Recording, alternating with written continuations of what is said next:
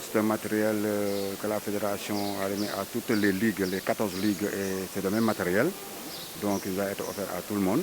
Et c'est comme ça que c'est des cônes c'est des cerceaux, c'est des échelles de rythme, c'est des ceintures de vitesse, des ballons et un lot particulier pour le football féminin, avoir un jeu de maillot, avoir des ballons, avoir tout le matériel nécessaire parce que nous savons qu'il fallait beaucoup appuyer le football féminin.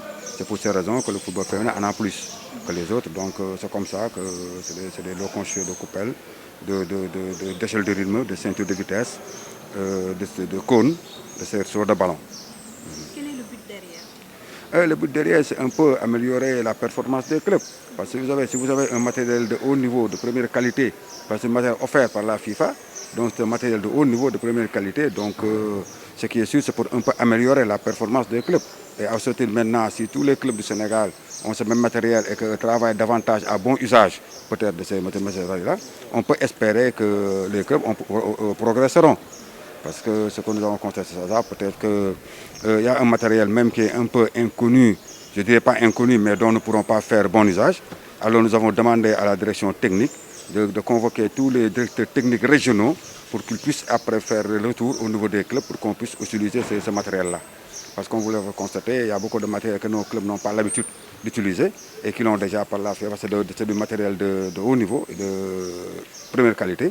Donc il est nécessaire et normal que la direction technique régionale peut-être fera des séminaires d'utilisation et de mode d'emploi pour ce matériel-là. Pour le premier financement, moi je ne sais pas, je ne sais pas en parler parce que ce que je sais, c'est que la Fédération sénégalaise de football nous a offert ce matériel pour les clubs de tous les clubs du Sénégal.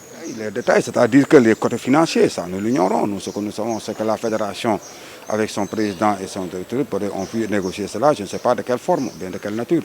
Mais ce que je sais seulement, c'est que la Fédération sénégalaise de football a offert aux clubs du Sénégal du matériel pour une bonne utilisation et pour la performance des clubs. Non, c'est nous qui n'avons pas fait, c'est pas nous qui avons fait le partage, mais c'est la Fédération en accord avec la direction technique nationale qui a fait, le partage au niveau de chaque club. Donc voilà, comme ça, c'est ce partage que nous avons remis à tous les clubs pour que chaque catégorie sache au moins le matériel qu'il a reçu. Donc avant de dire que nous manquons tel matériel, c'est ce même matériel, ce même lot qui vient de la Fédération sénégalaise de football, c'est le même papier que nous avons distribué à tout le monde. Et que chaque catégorie saura exactement quel lot qu'il a reçu. Donc c'est un partage qui a été fait par la Fédération en accord avec la direction technique nationale et l'intendant du Sénégal. Et tu sais que le football féminin, c'est le vent en poupe actuellement au niveau de la FIFA. Hein. Le football féminin, c'est davantage de moyens, c'est davantage de soutien, c'est davantage de matériel. Vous constatez même au niveau de la subvention de la Covid-19 de la FIFA, vous avez la part qui a été réservée au football féminin. Malgré la subvention, il y a aussi un autre appui que la FIFA donne au football féminin. Donc nous savons que maintenant, le football féminin, la FIFA fait tout pour améliorer et bosser le football féminin. Je dis que c'est un matériel dont nous n'avons pas l'habitude souvent, par les échelles de rythme, les ceintures de vitesse. Les ceintures de vitesse, c'est des matériels que nous n'avons pas l'habitude d'utiliser, ni d'acheter. Donc on ne pourra pas estimer actuellement la valeur marchande, la valeur totale de tout la valeur financière de tout ce matériel-là. Ça va dans l'impossibilité de le faire. Ça, c'est les côtés finances. Il faut seulement vous adresser souvent au niveau de la commission, le département des finances ou bien au niveau de la commission financière. Parce que ce n'est pas une exercice qui est seulement réservé à la Ligue de Dakar, mais à l'ensemble des 14 ligues du Sénégal. D'ailleurs, que ce matériel va nous aider à booster le football de la région.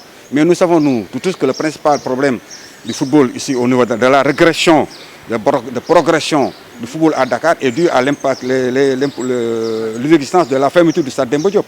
Parce que depuis Demba Diop, regroupe au moins 80% des activités du football du département. Donc ça, il faut constater avec nous. Et depuis que Demba Diop est fermé, ça fait 3 ans cette année, ce qui a amené la baisse des niveaux des clubs de la région. Parce que pour avoir seulement un terrain d'entraînement, il faut nos clubs de Ligue 1 et de Ligue 2, je dirais bien, sont en train de végéter à gauche, à droite. Ils vont aller jusqu'à Toubab Dialaw, ils vont aller jusqu'à Guéréo, ils vont aller à Ndiarem, à Guédiawa, etc. Donc, ils ont des difficultés énormes pour trouver un terrain d'entraînement. En plus, forte raison, un terrain où on pourra recevoir des matchs de football. Tout ça. Donc, nous tous, nous avons constaté, même avec le ministre, avec la fédération, tout le monde, que ce qui a fait le recul de la performance au niveau de Dakar, c'est surtout la fermeture du stade Demba Diop. C'est pour ça que nous reprogrammons toujours à corps et à cri l'ouverture de ce stade-là pour qu'au moins pour bénéficier les clubs de la région.